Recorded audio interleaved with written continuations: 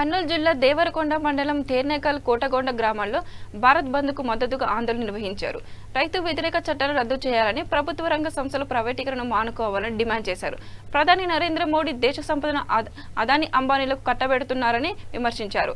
ఇప్పటికైనా దేశభక్తి ముసుగులో దేహద్రోహం చేసే పార్టీలు ప్రజల అభిప్రాయాలు గమనించాలని, వెంటనే దేశంలో ప్రైవేటీకరణ ఆపాలని, నూతన వ్యవసాయ చట్టాలను రద్దు చేయాలని వారు డిమాండ్ చేశారు. పాల్గొన్నటువంటి పెద్దలు మరి మద్దిరెడ్డి శెట్టి గారు, అదేవిధంగా విజయ్ గారు, మరి అదేవిధంగా సిపిఎం పార్టీ నాయకులు అశోక్, నాగేశ్వరి, సుభాష, చాలా మంది మిత్రులు, సోదరులు, వీరేష్ గారు చాలా మంది కార్యక్రమంలో పాల్గొంటూ ఉన్నారు.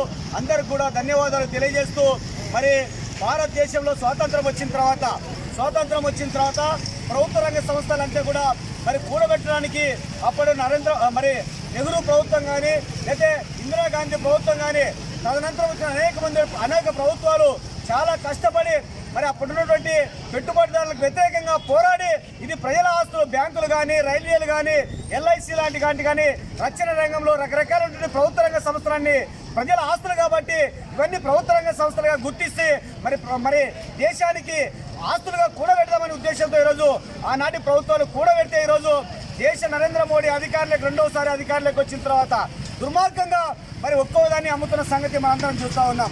ప్రభుత్వ రంగ సంస్థల అమ్మకాన్ని చాలా నిస్సిగ్గుగా పార్లమెంట్లో మేము 100% ప్రైవేటీకరణ కట్టుబడి ఉన్నాము.